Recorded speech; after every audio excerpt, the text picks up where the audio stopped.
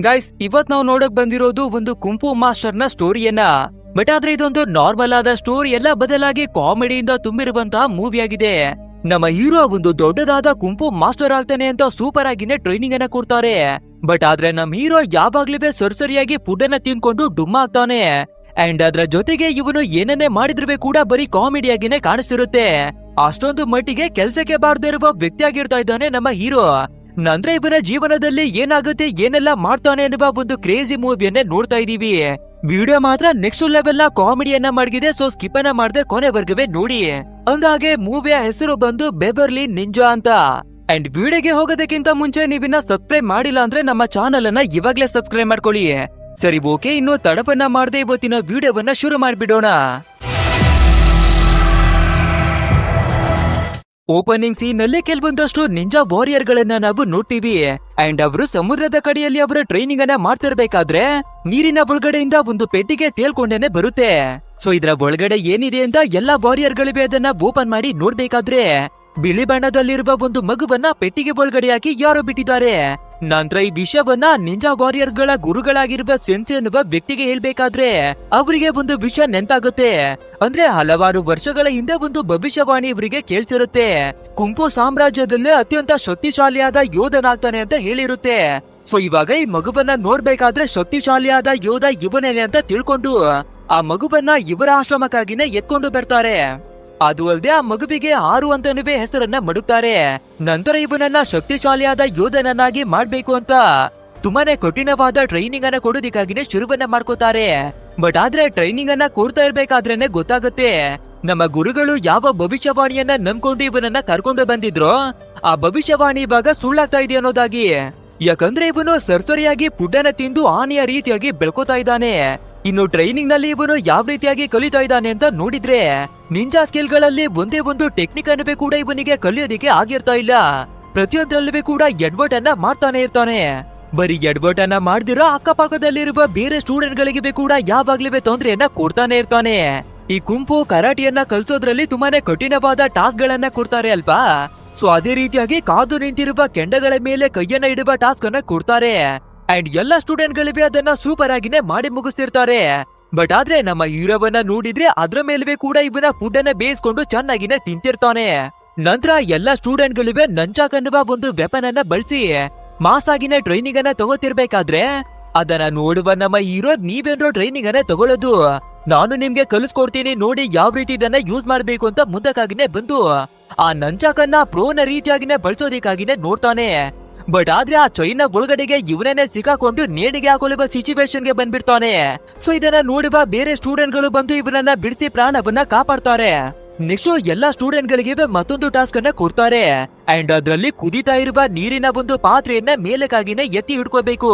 So ಅದೇ ರೀತಿಯಾಗಿ ಎಲ್ಲಾ ಸ್ಟೂಡೆಂಟ್ ಗಳಿವೆ ತುಂಬಾನೇ ಕಷ್ಟವನ್ನ ಪಟ್ಟು ಅದನ್ನ ಮಾಡ್ತಾರೆ. ಅಂಡ್ ಇದನ್ನ ನೋಡುವಂತಹ ನಮ್ಮ ಹೀರೋ, ನೀವೇನ್ರೋ ಈ ಪಾತ್ರೆಯನ್ನ ಎತ್ತೋದಿಕ್ಕೆ ಇಷ್ಟೊಂದು ಕಷ್ಟವನ್ನ ಪಡ್ತಾ ಇದ್ದೀರಾ, ನಿಮ್ ಅಣ್ಣ ಮಾಡಿ ತೋರಿಸ್ತಾನೆ ನೋಡಿ ಕಲ್ತ್ಕೊಳ್ಳಿ ಅಂತ ಮುಂದಕ್ಕಾಗಿನೇ ಬಂದು ಆ ಪಾತ್ರೆಯನ್ನ ಎತ್ತುತ್ತಾನೆ. ಆದ್ರೆ ಅದು ಎಷ್ಟರ ಮಟ್ಟಿಗೆ ಬಿಸಿರುತ್ತೆ ಅಂದ್ರೆ ಅದನ್ನ ತಡ್ಕೊಳ್ಳೋದಿಕ್ಕಾಗದೆ ಕೆಳಗಡೆಗಾಗಿನೇ ಆ ಪಾತ್ರೆಯನ್ನ ಬೀಳಿಸ್ಬಿಡ್ತಾನೆ. ಅವನ ಎದುರುಗಡೆಗೆ ತುಂಬಾನೇ ಸ್ಟೂಡೆಂಟ್ ಗಳು ಕುಳಿತಿರ್ತಾ ಇದ್ರೆ ಕೂಡ ಅವರ ಮೇಲೆನೆ ಆ ಕುದಿತಾ ಇರುವ ನೀರನ್ನ ಚೆಲ್ಲಿ ಹಾಕ್ಬಿಡ್ತಾನೆ ನಮ್ಮ ಹೀರೋ. ಅಂಡ್ ಇಲ್ಲಿಗೆ ಸೀನ್ ಎಲ್ಲ ಕಟ್ ಮಾಡಿ ನಮ್ಮ ಗುರುಗಳಾಗಿರುವ ಸೆನ್ಸೆ ಮತ್ತೊಂದು ಶಕ್ತಿಯನ್ನ ಕಲಿಸಿಕೊಡೋದಿಕ್ಕಾಗಿನೇ ನೋಡ್ತಾರೆ. ಅಂದ್ರೆ ಇವರ ಆತ್ಮವನ್ನ ದೇಹದಿಂದ ಹೊರಗಡೆಗಾಗಿನೇ ಕರ್ಕೊಂಡು ಬಂದು ಯಾರ ಜೊತೆ ಬೇಕಾದ್ರೂ ಕೂಡ ಮಾತಾಡುವಂತಹ ಶಕ್ತಿಯಾಗಿರುತ್ತೆ. ಅಂದ್ರೆ ಬೇರೆ ಬೇರೆ ದೇಶಗಳಲ್ಲಿದ್ರೂ ಕೂಡ ಆತ್ಮಗಳ ಮುಖಾಂತರವಾಗಿ ಮಾತಾಡುವ ಶಕ್ತಿ. ಸೊ ನಮ್ಮ ಗುರುಗಳು ಕೆಲವೊಂದು ಮಂತ್ರಗಳನ್ನ ಹೇಳಿಕೊಡ್ಬೇಕಾದ್ರೆ ಎಲ್ಲಾ ಸ್ಟೂಡೆಂಟ್ ಗಳಿವೆ ಅದನ್ನ ಫಾಲೋ ಮಾಡ್ತಾರೆ. ಅಂಡ್ ಎಲ್ಲರ ಆತ್ಮ ಕೂಡ ಅವರ ದೇಹವನ್ನ ಬಿಟ್ಟು ಹೊರಗಡೆಗಾಗಿನೇ ಬರುತ್ತೆ. ಬಟ್ ಆದ್ರೆ ನಮ್ಮ ಹೀರೋವಿನ ಪರಿಸ್ಥಿತಿಯನ್ನ ನೋಡ್ಬೇಕಾದ್ರೆ ಅವನಿಗೆ ಏನವೇ ಕೂಡ ಅರ್ಥವಾಗಿರೋದಿಲ್ಲ. ಸರಿ, ಓಕೆ, ಅರ್ಥವಾಗಿಲ್ಲ ಅಂದ್ರೆ ಏನಾಯ್ತು, ಟೈಮ್ ಪಾಸ್ ಅನ್ನಾದ್ರೂ ಮಾಡೋಣ ಅಂತ ಅವರು ಹೇಳಿಕೊಟ್ಟಿರುವ ಮಂತ್ರಗಳನ್ನ ಉಲ್ಟಾ ಪುಲ್ಟಾವಾಗಿ ಹೇಳ್ಬಿಡ್ತಾನೆ. ಸೊ ಅವನ ಆತ್ಮ ಹೊರಗಡೆಗಾಗಿ ಬರ್ಬೇಕಿತ್ತು ಅಲ್ವಾ. ಬಟ್ ಆದ್ರೆ ಇವನ ದೇಹನೇ ಗಾಳಿಯಲ್ಲಿ ಹಾರಾಡೋದಿಕ್ಕೆ ಶುರುವನ್ನ ಮಾಡ್ಕೊಂಡ್ಬಿಡುತ್ತೆ. ಅಂದ್ರೆ ಇವನ ದೇಹ ಮಾತ್ರ ಚೆನ್ನಾಗಿನೇ ಬೆಳ್ದಿರ್ತಾ ಇದೆಯೇ ಹೊರತು ಇವನ ಬುದ್ಧಿ ಮಾತ್ರ ಉಲ್ಟಾ ಸೀದಾ ಕೆಲ್ಸಗಳನ್ನೇ ಮಾಡಿ ಬರ್ತಾ ಇದೆ. ನೆಕ್ಸ್ಟ್ ಇದೇ ರೀತಿಯಾಗಿ ಎಲ್ಲಾ ಟ್ರೈನಿಂಗ್ ಗಳನ್ನ ಮುಗಿಸಿ ನಮ್ಮ ಗುರುಗಳಾಗಿರುವ ಸೆನ್ಸೆ ಎಲ್ಲಾ ಯೋಧರಿಗೆ ಫೈನಲ್ ಆಗಿ ಬ್ಯಾಡ್ಜ್ ಗಳನ್ನ ಕೊಡ್ತಾರೆ. ಅಂದ್ರೆ ಇವರ ಟ್ರೈನಿಂಗ್ ಮುಗ್ದೋಗಿ ಎಲ್ಲರಿಗೂ ಕೂಡ ಇವಾಗ ನಿಂಜಗಳಾಗಿದ್ದಾರೆ ಅಂತ ಅರ್ಥ. ಅಂಡ್ ಅದ್ರಲ್ಲೂ ಗೋಬಿ ಅನ್ನುವ ಹುಡುಗನಿಗೆ ಒಂದು ಗೋಲ್ಡ್ ಮೆಡಲ್ ಅನ್ನ ಕೊಡ್ತಾರೆ. ಯಾಕಂದ್ರೆ ಗೆರ್ತಾ ಇರುವ ಎಲ್ಲಾ ಸ್ಟೂಡೆಂಟ್ ಗಳಲ್ಲೂ ಇವನೇ ತುಂಬಾನೇ ಸ್ಟ್ರಾಂಗ್ ಆಗಿರುವ ಪರ್ಸನ್. ಸೊ ಗೋಲ್ಡ್ ಮೆಡಲ್ ಅನ್ನ ಕೊಟ್ಟು ಇವನನ್ನ ಲೀಡರ್ ಅನ್ನಾಗಿನೇ ಮಾಡ್ತಾರೆ. ಇನ್ನು ನಮ್ಮ ಹೀರೋವನ್ನ ನೋಡೋದಾದ್ರೆ ಒಂದೇ ಒಂದು ಟ್ರೈನಿಂಗ್ ಅನ್ನವೇ ಕೂಡ ಇವನು ಪಾಸ್ ಅನ್ನ ಮಾಡಿಲ್ಲ ಅಲ್ವಾ. ಸೊ ಇವನಿಗೆ ಯಾವುದೇ ರೀತಿಯಾದ ಮೆಡಲ್ ಅನ್ನ ಕೊಡೋದಿಲ್ಲ. ನಂತರ ನಮ್ಮ ಗುರುಗಳಾಗಿರುವ ಸೆನ್ಸೆ ಏನನ್ನ ಮಾಡ್ತಾರೆ ಅಂದ್ರೆ ಇವಾಗ ಎಲ್ಲ ಯೋಧರಿಗೆ ಒಂದು ಹೊಸ ಮಿಷನ್ ಅನ್ನ ಕೊಟ್ಟು ಬೇರೆ ಒಂದು ಟಾಸ್ಕ್ ಅನ್ನ ಕಂಪ್ಲೀಟ್ ಮಾಡೋದಕ್ಕಾಗಿ ಆ ಜಾಗದಿಂದ ಕರ್ಕೊಂಡು ಹೋಗ್ತಾರೆ. ಇದನ್ನ ನೋಡುವ ನಮ್ಮ ಹೀರೋ ಗುರುಗಳೇ ನಾನುವೇ ಕೂಡ ಬರ್ತೀನಿ ಈ ಟಾಸ್ಕಿಗೆ ಅಂತ ಹೇಳ್ಬೇಕಾದ್ರೆ ನಮ್ಮ ಗುರುಗಳು ನೀನು ಇನ್ನವೇ ಯಾವುದೇ ರೀತಿ ಯೋಧನಾಗಿಲ್ಲ, ಸೊ ನೀನು ಇಲ್ಲೇನೆ ಉಳ್ಕೊಂಡು ನಮ್ಮ ಆಶ್ರಮವನ್ನ ನೋಡ್ಕೊಳೋದಾಗಿನೇ ಹೇಳಿ ಬರ್ತಾರೆ. ಸೊ ಇದನ್ನ ಕೇಳ್ಬೇಕಾದ್ರೆ ನಮ್ಮ ಹೀರೋವಿಗೆ ಸ್ವಲ್ಪ ಬೇಜಾರಾಗುತ್ತೆ. ಬಟ್ ಆದ್ರೆ ಸ್ವಲ್ಪ ಹೊತ್ತಾಗ್ಬೇಕಾದ್ರೆ ನಮ್ಮ ಹೀರೋವಿಗೆ ತುಂಬಾನೇ ಮೋಟಿವೇಶನ್ ಬಂದ್ಬಿಡುತ್ತೆ. ನಮ್ಮ ಗುರುಗಳು ಆಶ್ರಮವನ್ನ ನೋಡ್ಕೊಳ್ಳೋದಿಕ್ಕಾಗಿ ಒಂದು ಹೊಸ ಕೆಲ್ಸವನ್ನ ಕೊಟ್ಟಿದ್ದಾರೆ. ಸೊ ನಾನುವೇ ಕೂಡ ಯಾರಿಗೂ ಕಡಿಮೆ ಇಲ್ಲ ಅಲ್ವಾ, ಸೂಪರ್ ನಿಂಜಾನ ರೀತಿ ಆಶ್ರಮವನ್ನ ಕಾಪಾಡ್ತೀನಿ ಅಂತ ಹೇಳ್ಕೊಂಡು ಇವನಿಗೆ ಫಿಟ್ ಆಗದೆ ಇದ್ರೆ ಕೂಡ ನಿಂಜಾ ಬಟ್ಟೆಗಳನ್ನ ಜಬರ್ದಸ್ತಿಯಾಗಿನೇ ಹಾಕೊಂಡು ಒಂದಷ್ಟು ವೆಪನ್ ಗಳನ್ನ ಎತ್ಕೊಂಡು ಮಾಸ್ಟರ್ ಗಳ ರೀತಿಯಾಗಿ ಸ್ಟೈಲ್ ಅನ್ನ ಕೊಟ್ಕೊಂಡು ನಿಂತಿರ್ತಾನೆ. ಅದು ಅಲ್ಲದೆ ಯಾರಾದ್ರೂ ಕಳ್ಳಗಳಾಗಿರ್ಬಹುದು, ಎದುರಾಳಿಗಳಾಗಿರ್ಬಹುದು ನಮ್ಮ ಆಶ್ರಮದ ಮೇಲೆ ದಾಳಿಯನ್ನ ಮಾಡ್ತಾರೆ. ಸೊ ಆ ರೀತಿ ದಾಳಿಯನ್ನ ಮಾಡೋದಕ್ಕಿಂತ ಮುಂಚೆ ನಾವು ಸೂಪರ್ ಆಗಿ ಟ್ರೈನಿಂಗ್ ಅನ್ನ ತಗೋಬೇಕು ಅಂತ ಇಲ್ಲಿವರೆಗೂ ಕಲ್ತಿರುವ ಎಲ್ಲಾ ನಿಂಜಾ ಟೆಕ್ನಿಕ್ ಗಳನ್ನ ಮತ್ತೆ ಪ್ರಾಕ್ಟೀಸ್ ಮಾಡೋದಿಕ್ಕೆ ಶುರುವನ್ನ ಮಾಡ್ಕೋತಾನೆ. ಆದ್ರೆ ಇವನಿಗೆ ಒಂದೇ ಒಂದು ಸ್ಕಿಲ್ ಕೂಡ ಗೊತ್ತಿರ್ತಾ ಇಲ್ಲ ಅಲ್ವಾ. ಅದ್ರ ಜೊತೆಗೆ ಇವನು ಹಾಕೊಂಡಿರುವ ನಿಂಜಾ ಬಟ್ಟೆ ಕೂಡ ಹಿಂದೆಯಿಂದ ಅರ್ಧೋಗ್ಬಿಡುತ್ತೆ. ಅಷ್ಟೆಲ್ಲ ಯಾಕೆ ಪ್ರಾಕ್ಟೀಸ್ ಅನ್ನ ಮಾಡ್ತೀನಿ ಅಂತ ಹೇಳ್ಕೊಂಡು ಅಲ್ಲಿ ಇರ್ತಾ ಇರುವ ಎಲ್ಲಾ ವಸ್ತುಗಳನ್ನ ಒಡೆದು ಪುಡಿಪುಡಿಯನ್ನ ಮಾಡಿ ಹಾಕ್ತಾನೆ. ಅಂಡ್ ಇದೇ ಟೈಮಿಗೆ ಸರಿಯಾಗಿ ಸ್ಯಾಲಿ ಅನ್ನುವ ಒಂದು ಅಮೆರಿಕದ ಹುಡುಗಿ ಹೆಲ್ಪ್ ಅನ್ನ ಕೇಳ್ಕೊಂಡು ಇಲ್ಲಿಗೆ ಬರ್ತಾಳೆ. ಅಂಡ್ ಅವಳನ್ನ ನೋಡ್ತಿದ್ದಾಗೇನೆ ನಮ್ಮ ಹೀರೋ ಮೆಲ್ಟ್ ಆಗಿ ಬನ್ನಿ ಮೇಡಮ್ ನಿಮ್ಗೆ ಏನು ಹೆಲ್ಪ್ ಆಗ್ಬೇಕಿತ್ತು ಅನ್ನೋದಾಗಿ ಅವಳ ಮೇಲೆ ಇಂಪ್ರೆಸ್ ಆಗ್ಬಿಡ್ತಾನೆ. ಇವಾಗ ಹೇಗಾದ್ರೂ ಮಾಡಿ ಇವಳನ್ನ ಕ್ಯಾಚ್ ಅನ್ನ ಹಾಕೋಬೇಕು ಅಲ್ವಾ. ಸೊ ಅದಕ್ಕಾಗಿ ತೆಗೆದ ಹಾಗೆ ನನ್ನ ನಿಂಜಾ ಟೆಕ್ನಿಕ್ ಗಳನ್ನ ತೋರ್ಸೋಣ ಅಂತ ಹೇಳ್ಕೊಂಡು ನೋಡಿ ಮೇಡಮ್ ನಮ್ಮ ಆಶ್ರಮದಲ್ಲೇ ತುಂಬಾನೇ ಶಕ್ತಿಶಾಲಿಯಾದ ನಿಂಜಾ ಅಂದ್ರೆ ಅದು ನಾನೇನೆ, ಬೇಕಾದ್ರೆ ನಿಮ್ಗೆ ಡೆಮೋವನ್ನ ತೋರಿಸ್ತೀನಿ ನೋಡಿ ಅಂತ ಹೇಳಿ ಬೇರೆ ಬೇರೆ ವೆಪನ್ ಗಳನ್ನ ಎತ್ಕೊಂಡು ನಿಂಜಾ ಟೆಕ್ನಿಕ್ ಅನ್ನ ತೋರಿಸೋದಕ್ಕಾಗಿನೇ ಬರ್ತಾನೆ. ಬಟ್ ಆದ್ರೆ ಇವಾಗ್ಲೂ ಕೂಡ ಅಲ್ಲಿ ಇರ್ತಾ ಇರುವ ಎಲ್ಲಾ ವಸ್ತುಗಳನ್ನ ಒಡೆದು ಹಾಕಿ ಚಲ್ಲಪಿಲ್ಲಿಯನ್ನ ಮಾಡ್ತಿರ್ತಾನೆ. ಇದನ್ನ ನೋಡ್ಬೇಕಾದ್ರೆ ನಮ್ಮ ಹೀರೋಗೆನೆ ಹುಡುಗಿಯ ಮುಂದೆ ಕೂಡ ನಾವು ಅಜೀಬ್ ಆಗ್ಬಿಡ್ತೀವಿ ಅಂತ ಅನ್ಕೊಂಡು ಸರಿ ಮೇಡಮ್ ನೀವು ಬಂದಿರುವ ಕೆಲ್ಸ ಏನು, ಏನಿಗಾಗಿ ಬಂದ್ರಿ ಅನ್ನೋದಾಗಿ ಕೇಳ್ಬೇಕಾದ್ರೆ ಆ ಸ್ಯಾಲಿ ಅನ್ನುವ ಹುಡುಗಿ ಕೂಡ ಒಂದು ವಿಷಯವನ್ನ ಹೇಳ್ಕೊತಾಳೆ. ನನ್ನ ಬಾಯ್ ಫ್ರೆಂಡ್ ಆಗಿರುವ ಮಾರ್ಟಿನ್ ನನ್ಗೆ ಮೋಸವನ್ನ ಮಾಡ್ತಿದ್ದಾನೆ ಅನ್ಸುತ್ತೆ. ಸೊ ಅವನ ಮೇಲೆ ಬಂದು ಕಣ್ಣನ್ನ ಮಡಗಿ ಎಲ್ಲಾ ವಿಷಯಗಳನ್ನ ನನ್ಗೆ ಹೇಳ್ಬೇಕು ಅನ್ನೋದಾಗಿನೇ ಕೇಳ್ಕೊತಾಳೆ. ಸೊ ಇದನ್ನ ಕೇಳುವ ನಮ್ಮ ಹೀರೋ ಕೂಡ ಸರಿ ಓಕೆ ಅನ್ನೋದಾಗಿನೇ ಒಪ್ಕೋತಾನೆ. ಅಂಡ್ ಅದೇ ರೀತಿ ನೆಕ್ಸ್ಟ್ ಡೇ ಮಾರ್ನಿಂಗ್ ಆಗ್ಬೇಕಾದ್ರೆ ನಮ್ಮ ಹೀರೋ ಆ ಮಾರ್ಟಿನ್ ಅವರನ್ನ ಫಾಲೋ ಮಾಡೋದಿಕ್ಕಾಗಿ ಶುರುವನ್ನ ಮಾಡ್ಕೋತಾನೆ. ಬಟ್ ಆದ್ರೆ ಸ್ಪೈ ಆಗಿ ವರ್ಕ್ ಅನ್ನ ಮಾಡೋದಿರ್ಲಿ, ಅವನನ್ನ ಫಾಲೋ ಮಾಡೋಣಂತ ಒಂದು ನೋಟ್ಬುಕ್ ಅನ್ನ ತಗೊಂಡು ಬಂದು ಗೇಟ್ ನ ಹತ್ರ ನಿಂತಿರ್ಬೇಕಾದ್ರೆ ಹಿಂದೆ ಇರುವ ಗೇಟ್ ನ ಒಳಗಡೆಗಾಗಿನೇ ಇವನ ಬಟ್ಟೆ ಸಿಕ್ಕಾಕೊಂಡು ಅದೇ ಜಾಗದಲ್ಲಿ ನೇತಾಡ್ತಾನೆ.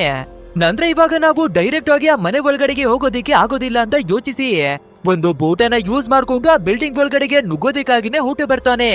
ಸೊ ಅದೇ ರೀತಿ ಹೇಗೋ ಕಷ್ಟವನ್ನ ಪಡ್ಕೊಂಡು ಆ ಬಿಲ್ಡಿಂಗ್ ನ ಒಳಗಡೆಗಾಗಿನೇ ಎಂಟ್ರಿ ಕೊಡ್ತಾನೆ. ಇನ್ನೊಂದ್ ಕಡೆಯಲ್ಲಿ ಆ ಮಾರ್ಟಿನ್ ಅನ್ನ ನಾವು ನೋಡ್ಬೇಕಾದ್ರೆ ನಕಲಿ ನೋಟ್ ಗಳನ್ನ ಪ್ರಿಂಟ್ ಮಾಡುವಂತಹ ಒಂದು ಬಿಸ್ನೆಸ್ ಗೆ ಕೈ ಹಾಕೋದಿಕ್ಕಾಗಿನೇ ರೆಡಿ ಆಗಿದ್ದಾನೆ. ನಕಲಿ ನೋಟ್ ಗಳನ್ನ ಪ್ರಿಂಟ್ ಮಾಡ್ಬೇಕಾದ್ರೆ ಮಿಷಿನ್ ಮತ್ತೆ ಬ್ಲೂ ಪ್ರಿಂಟ್ ಬೇಕಾಗುತ್ತೆ ಅಲ್ವಾ.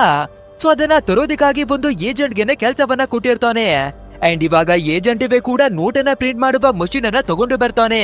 ಬಟ್ ಆದ್ರೆ ಇವಾಗ ತಂದಿರುವ ಮಷಿನ್ ಅಲ್ಲಿ ಕೇವಲ ಒಂದು ಸೈಡ್ ನ ನೋಟ್ ಅನ್ನ ಪ್ರಿಂಟ್ ಮಾಡಬಹುದು, ಹಿಂದಗಡೆಯ ಭಾಗವನ್ನ ಪ್ರಿಂಟ್ ಮಾಡೋದಿಕ್ಕೆ ಮತ್ತೊಂದು ಮಷಿನ್ ಬೇಕಾಗುತ್ತೆ. ಸೊ ಇನ್ನವೇ ಆ ಏಜೆಂಟು ಅರೇಂಜ್ ಮಾಡಿ ಅದನ್ನ ತರೋದಿಕ್ಕೆ ಆಗಿರೋದಿಲ್ಲ. ಈ ವಿಷಯ ಮಾರ್ಟಿನ್ಗೆ ಗೊತ್ತಾಗ್ತಿದ್ದಾಗೇನೆ ಕೋಪವನ್ನ ಮಾಡ್ಕೊಂಡು ನಾನು ಕೊಟ್ಟಿರುವ ಕೆಲ್ಸವನ್ನ ಇನ್ನವೇ ನೀನು ಪೂರ್ತಿಯನ್ನ ಮಾಡಿಲ್ಲ ಅಂತ ಸೀದಾ ಗನ್ನನ್ನ ತೆಗೆದು ಅವನ ಕಥೆಯನ್ನೇ ಮುಗಿಸಿ ಹಾಕ್ಬಿಡ್ತಾನೆ. ಅಂಡ್ ಆ ಏಜೆಂಟ್ ನ ಬಾಡಿ ಬೇರೆ ಕೆಳಗಡೆಗಾಗಿನೇ ಬಿದ್ದು ಸೀದಾ ನಮ್ಮ ಹೀರೋ ಬರ್ತಾ ಇರುವ ಬೋಟ್ ನ ಮೇಲ್ಗಡೆಗಾಗಿನೇ ಬಿದ್ದೋಗ್ಬಿಡುತ್ತೆ.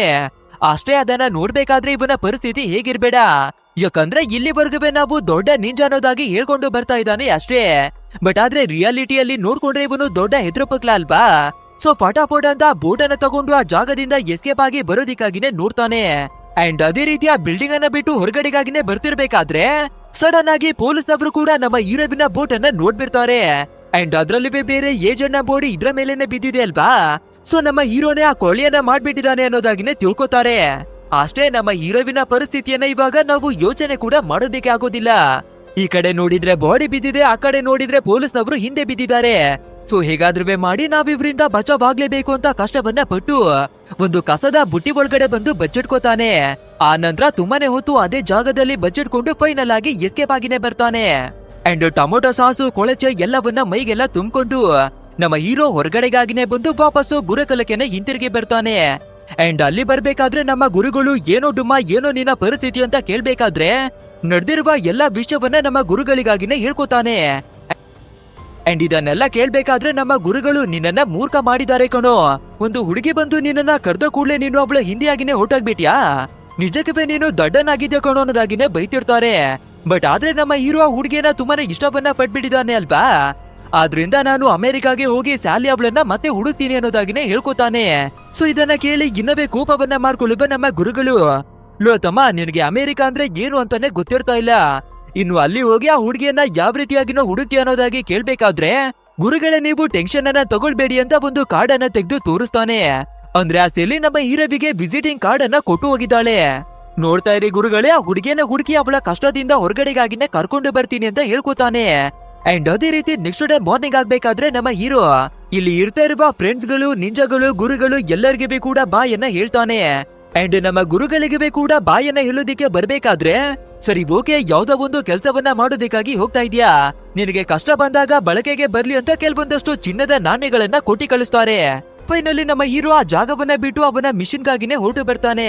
ಆದ್ರೆ ನಮ್ಮ ಗುರುಗಳು ಗೋಬಿ ಅನ್ನುವ ಒಬ್ಬ ಸ್ಟೂಡೆಂಟ್ ಇದ್ದಾನೆ ಅಲ್ವಾ, ಅವನನ್ನ ಕರೆದು ನಮ್ಮ ಹೀರೋವಿಗೆ ಗೊತ್ತಿಲ್ಲದೆ ಇರುವ ರೀತಿಯಾಗಿನೇ ಫಾಲೋವನ್ನ ಮಾಡು, ಖಂಡಿತ ಅವನು ಯಾವ್ದಾದ್ರೂ ತೊಂದ್ರೆ ಬಂದ್ರೆ ಅದರಿಂದ ಹೊರಗಡೆ ಬರೋದಿಕ್ಕೆ ಆಗೋದಿಲ್ಲ, ಸೊ ಅವನಿಗೆ ಗೊತ್ತಿಲ್ಲದೆ ಇರುವ ರೀತಿಯಾಗಿನೇ ಹೆಲ್ಪ್ ಅನ್ನ ಮಾಡು ಅನ್ನೋದಾಗಿನೇ ಕಳ್ಸಿಕೊಡ್ತಾರೆ.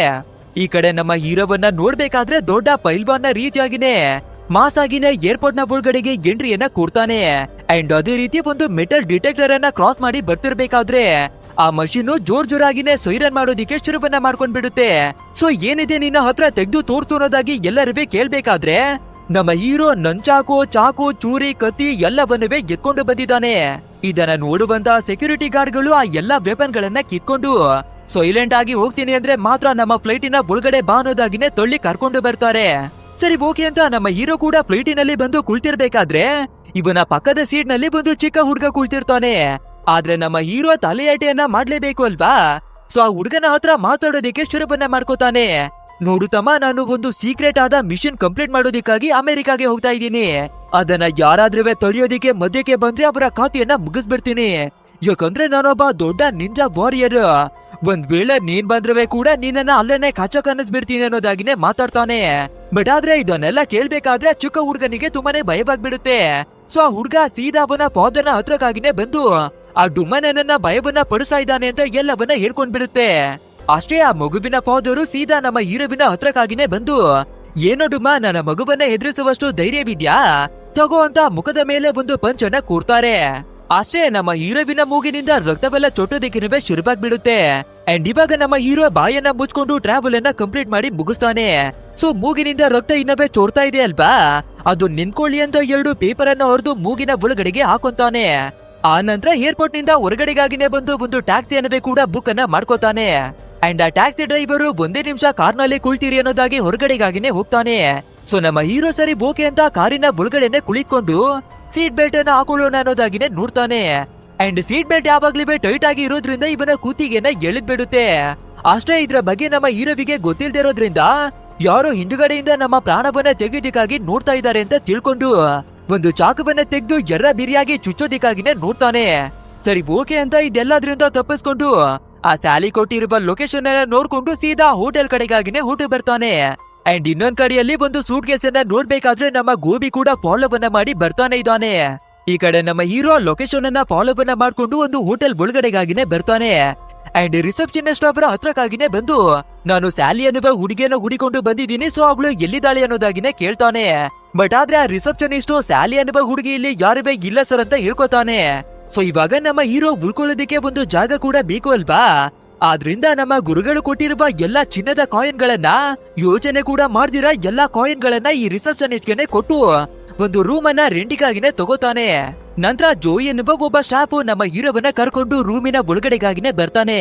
ಅಂಡ್ ರೂಮ್ ಒಳಗಡೆ ಬರ್ಬೇಕಾದ್ರೆ ನಮ್ಮ ಹೀರೋ ಏನನ್ನ ಮಾಡ್ತಾನೆ ಅಂದ್ರೆ, ಅದೇ ಕ್ರೈಮ್ ಅನ್ನ ಇನ್ವೆಸ್ಟಿಗೇಟ್ ಮಾಡುವಂತ ಆಫೀಸರ್ಗಳು ಚಿಕ್ಕ ಚಿಕ್ಕ ವಸ್ತುವನ್ನವೇ ಕೂಡ ತುಂಬಾನೇ ಡೀಟೇಲ್ಡ್ ಆಗಿ ನೋಡ್ತಾರೆ ಅಲ್ವಾ, ಅದೇ ರೀತಿಯಾಗಿ ಈ ರೂಮ್ ನಲ್ಲಿ ಇರ್ತಾ ಇರುವ ಎಲ್ಲಾ ವಸ್ತುಗಳನ್ನ ನಿಂಜಾ ಟೆಕ್ನಿಕ್ ಗಳನ್ನ ಬಳಸಿ ಎನ್ಕ್ವೈರಿನ ಮಾಡೋದಿಕ್ಕಾಗಿ ಶುರುವನ್ನ ಮಾಡ್ಕೋತಾನೆ. ಅಂಡ್ ಇದನ್ನ ನೋಡುವ ಜಾಯಿ, ಏನ್ ಸರ್ ನೀವು ಏನನ್ನ ಮಾಡ್ತಾ ಇದ್ದೀರಾ, ಯಾವ್ದಾದ್ರೂ ಸ್ಪೈನ ರೀತಿ ಸೀಕ್ರೆಟ್ ಆದ ಕೆಲ್ಸವನ್ನ ಮಾಡೋದಿಕ್ಕೆ ಬಂದಿದ್ದೀರಾ ಏನ್ ಕತೆ ಅಂತ ಕೇಳ್ಬೇಕಾದ್ರೆ ನಮ್ಮ ಹೀರೋ ಸಿಕ್ಕಿದೆ ಚಾನ್ಸ್ ಅಂತ ಬಿಲ್ಡಪ್ ಅನ್ನ ತಗೊಳ್ಳೋದಿಕ್ಕೆ ಶುರುವನ್ನ ಮಾಡ್ಕೋತಾನೆ.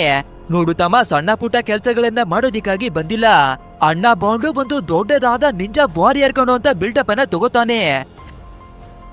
ಅಂಡ್ ಇದನ್ನ ಕೇಳುವಂತಹ ಜೋಯಿ, ಸರ್ ನನ್ಗೆ ಕೂಡ ನಿಂಜಾ ಆಗ್ಬೇಕು ಅಂತ ತುಂಬಾನೇ ಆಸೆ ಇದೆ, ಸೊ ನನ್ಗೆ ಟೆಕ್ನಿಕ್ಗಳು ಫೈಟಿಂಗ್ ಸ್ಕಿಲ್ ಗಳನ್ನ ಕಲ್ಸಿಕೊಡಿ ಅನ್ನೋದಾಗಿನೇ ಕೇಳ್ಕೊಂಡು ನಿಂತಿರ್ತಾನೆ.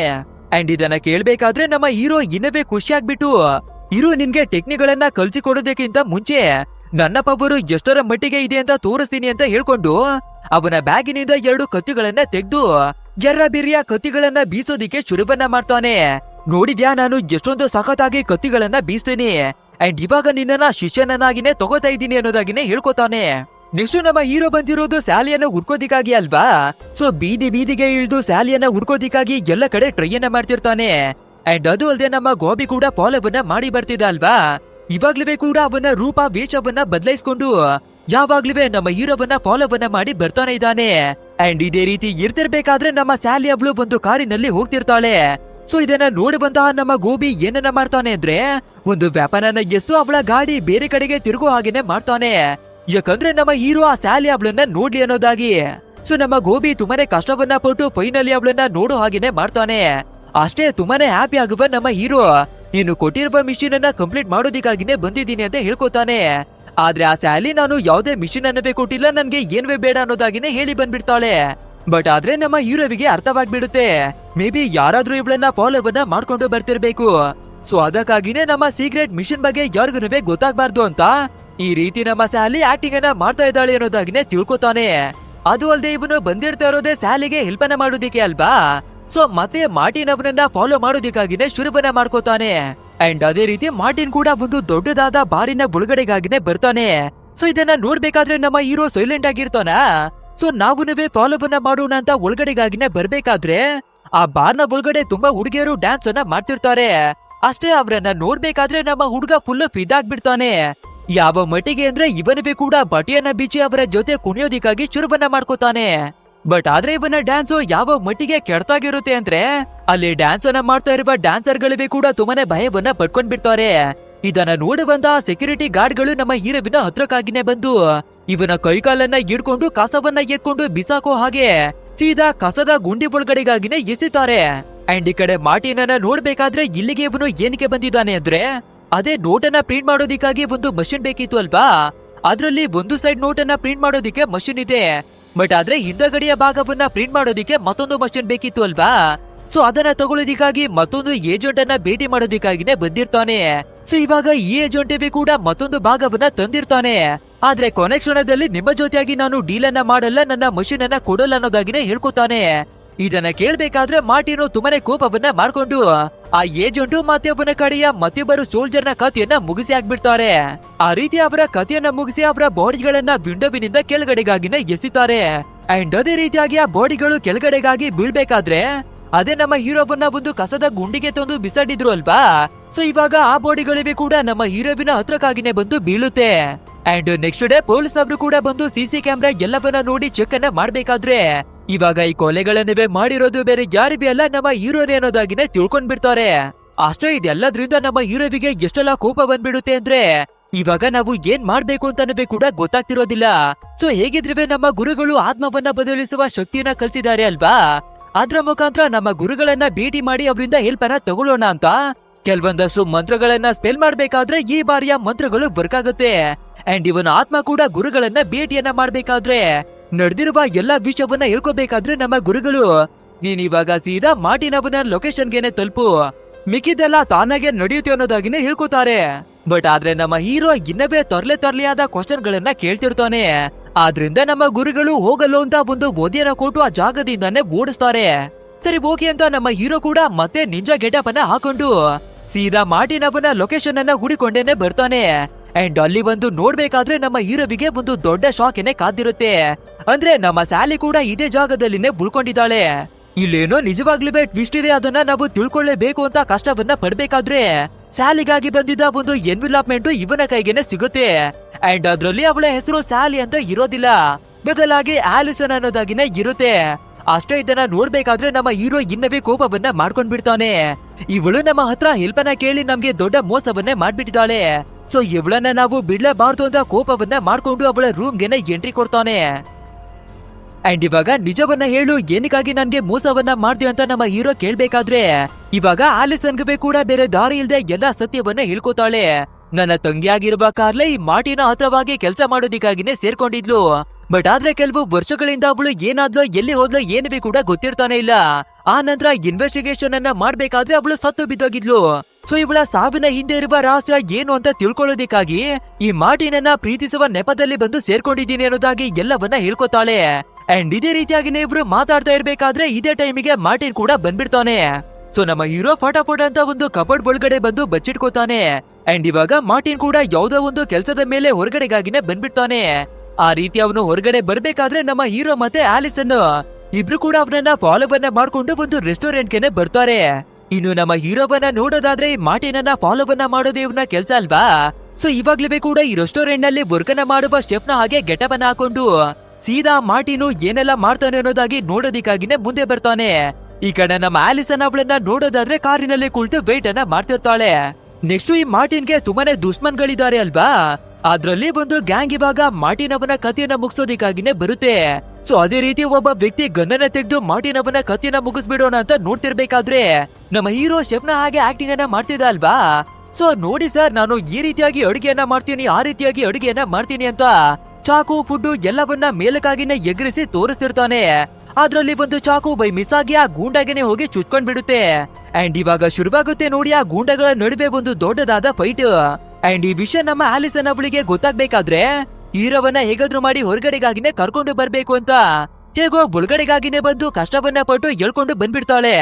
ಬಟ್ ಆದ್ರೆ ಆಲಿಸನ್ ಮತ್ತೆ ನಮ್ಮ ಹೀರೋ ಇಬ್ರು ಕೂಡ ಈ ರೀತಿ ಎಸ್ಕೇಪ್ ಆಗಿ ಬರೋದನ್ನ ಆ ಮಾರ್ಟಿನು ನೋಡಿ ಇವಳು ನಮ್ಗೆ ಮೋಸವನ್ನ ಮಾಡ್ತಾ ಇದ್ದಾಳೆ ಅಂತ ತಿಳ್ಕೊಂಡ್ ಬಿಡ್ತಾನೆ. ನೆಕ್ಸ್ಟ್ ನಮ್ಮ ಹೀರೋ ಒಂದು ಹೋಟೆಲ್ ಅಲ್ಲಿ ಸ್ಟೇ ಆಗಿದ್ದಾನೆ ಅಲ್ವಾ, ಅದೇ ಹೋಟೆಲ್ಗೆ ಆಲಿಸನ್ ಅವಳನ್ನವೇ ಕೂಡ ಕರ್ಕೊಂಡು ಬರ್ತಾನೆ. ಅಂಡ್ ಇವಾಗ ನಮ್ಮ ಟೀಮ್ ನವರು ಮಾರ್ಟಿನನ್ನ ಫಾಲೋವನ್ನ ಮಾಡಿ ತುಂಬಾನೇ ವಿಷಯಗಳನ್ನ ತಿಳ್ಕೊಂಡಿದ್ದಾರೆ ಅಲ್ವಾ.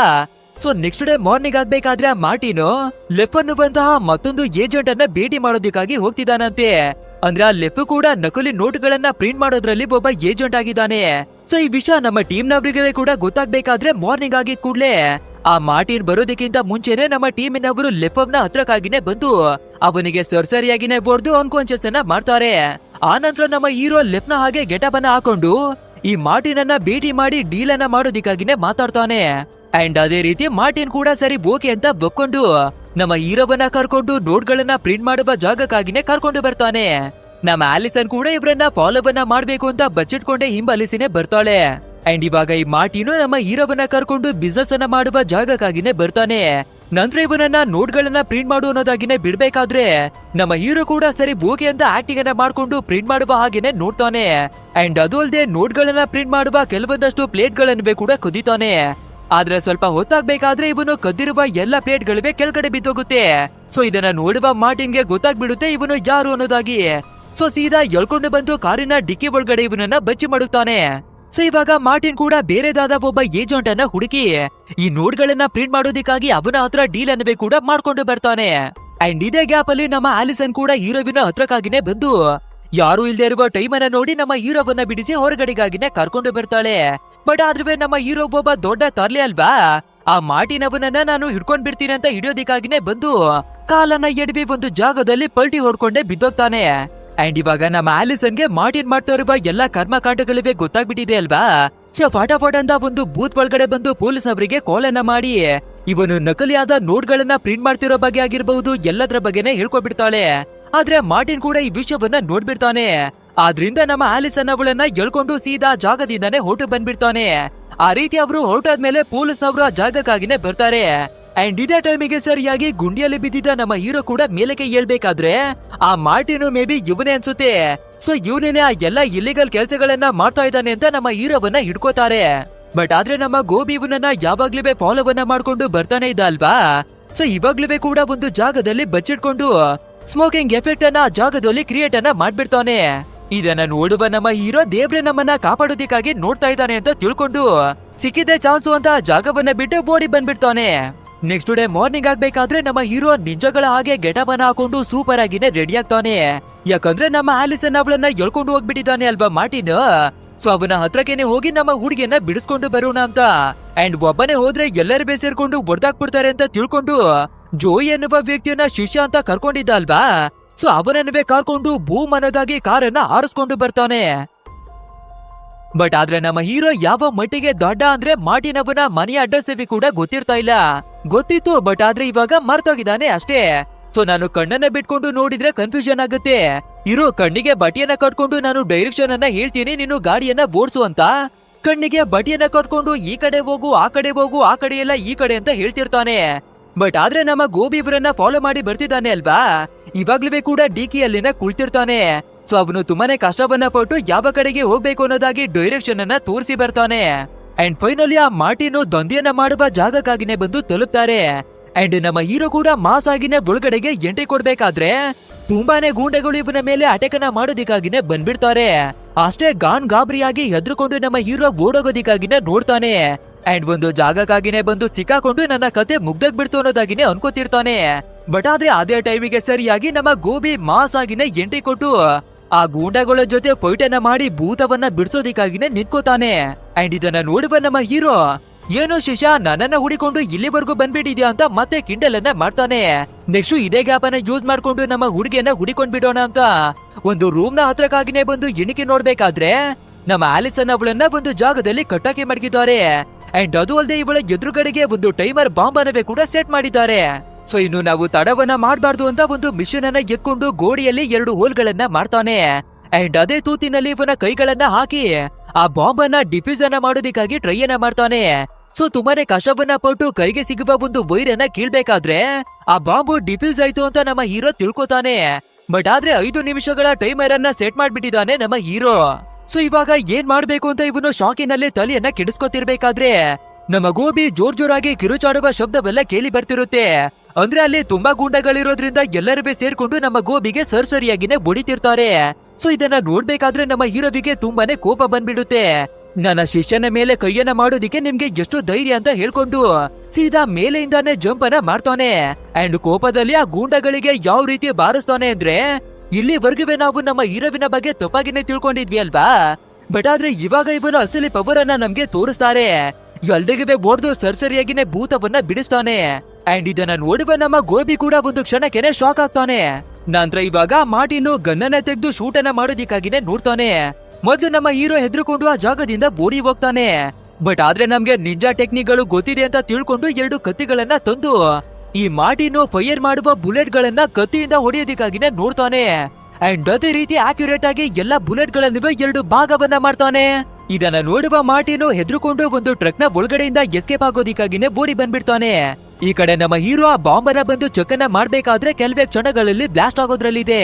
ಸೊ ಇವಾಗ ನಮ್ಮ ಹೀರೋ ಜೀವನದಲ್ಲೇ ಒಂದು ಒಳ್ಳೆ ಕೆಲಸವನ್ನ ಮಾಡೋದು ಅಂದ್ರೆ ಹಗ್ಗ ಕಟ್ಟಿರುವ ಒಂದು ಆರವನ್ನ ತೆಗೆದು ಶೂಟ್ ಅನ್ನ ಮಾಡ್ಬೇಕಾದ್ರೆ ಆ ಗೋಡೆ ತೂತಾಗಿ ಬಾಂಬ್ ಅನ್ನವೇ ಕೂಡ ಎಳ್ಕೊಂಡು ದೂರಕ್ಕಾಗಿನೇ ಬೀಳುತ್ತೆ.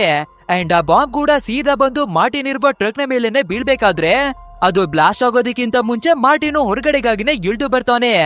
ಅಂಡ್ ಇದೇ ಟೈಮಿಗೆ ಪೊಲೀಸ್ನವರು ಕೂಡ ಬಂದು ಮಾರ್ಟಿನ್ ಅನ್ನ ಅರೆಸ್ಟ್ ಅನ್ನ ಮಾಡ್ಕೋತಾರೆ. ಅಂಡ್ ಇವಾಗ ಫೈನಲ್ ಆಗಿ ನಮ್ಮ ಹೀರೋ ಬಂದಿದ್ದಂತಹ ಮಿಷನ್ ಕಂಪ್ಲೀಟ್ ಆಗಿದೆ ಅಲ್ವಾ. ಸೊ ಎಲ್ಲರೂ ಸೇಫ್ ಆಗಿನೇ ನಮ್ಮ ಗುರುಕುಲಕ್ಕೆ ವಾಪಸ್ ಬರ್ತಾರೆ.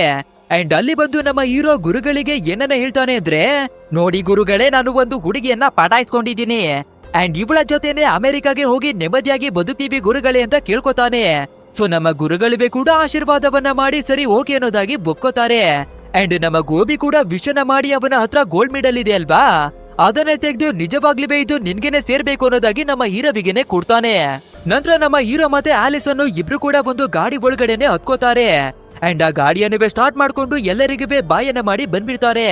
ಬಟ್ ಆದ್ರೆ ನಮ್ಮ ಗೋಬಿಯನ್ನ ಒಂದು ವೀಲ್ ಚೇರ್ ನಲ್ಲಿ ಕೂರಿಸಿದ್ದಾರೆ ಅಲ್ವಾ, ಆ ವೀಲ್ ಚೇರ್ ನಿಂದ ಟ್ರಕ್ಕಿನ ಒಳಗಡೆಗೆ ಒಂದು ಹಗ್ಗವನ್ನ ಕಟ್ಟಿ ಮಾಡಲಾಗಿದೆ. ಸೊ ಆ ಟ್ರಕ್ ಮುಂದೆ ಹೋದಾಗೆಲ್ಲ ನಮ್ಮ ಗೋಬಿ ಕುಳಿತಿರುವ ಚೇರ್ ಅನ್ನವೇ ಕೂಡ ಜೊತೆಯಾಗಿನೇ ಎಳ್ಕೊಂಡು ಬರುತ್ತೆ. ಅಂದ್ರೆ ಇದನ್ನ ನೋಡ್ಬೇಕಾದ್ರೆ ನಮ್ಮ ಹೀರೋ ಯಾವತ್ತೂ ಒಳ್ಳೆ ಬುದ್ಧಿಯನ್ನ ಕಲಿಯೋದಿಲ್ಲ. ಅದು ಅಲ್ಲದೆ ನಮ್ಮ ಫ್ರೆಂಡ್ ಅನ್ನ ನಾವು ಒಂಟಿಯಾಗಿ ಬಿಡೋದಿಕ್ಕೆ ಆಗೋದಿಲ್ಲ ಅಂತ ಫ್ರೆಂಡ್ ಅನ್ನ ಜೊತೆಯಾಗಿನೇ ಎಳ್ಕೊಂಡು ಹೋಗ್ತಾ ಇದ್ದಾನೆ ಅಂತ ಅರ್ಥ. ಅಂಡ್ ಇಲ್ಲಿಗೆ ನಮ್ಮ ಇವತ್ತಿನ ಮೂವಿ ಕೂಡ ಎಂಡ್ ಆಗುತ್ತೆ. ಗೈಸ್, ಈ ಮೂವಿ ಹೇಗಿತ್ತು ಅಂತ ತಪ್ಪದೆ ನಮ್ಗೆ ಕಮೆಂಟ್ ಮೂಲಕ ತಿಳಿಸಿ. ಅಂಡ್ ವಿಡಿಯೋವೇನಾದ್ರೂ ಇಷ್ಟವಾಗಿದ್ರೆ ಒಂದು ಲೈಕ್ ಅನ್ನ ಕೊಟ್ಟು ನಮ್ಮ ಚಾನೆಲ್ ಅನ್ನ ಸಬ್ಸ್ಕ್ರೈಬ್ ಮಾಡ್ಕೊಳ್ಳಿ. ಸರಿ, ಓಕೆ, ಮುಂದಿನ ಒಂದು ಅದ್ಭುತವಾಗಿರುವ ಮಾಸ್ ಆದ ಮೂವಿಯಲ್ಲಿ ಮತ್ತೆ ಭೇಟಿಯಾಗೋಣ. So thanks for watching guys and take care of your self.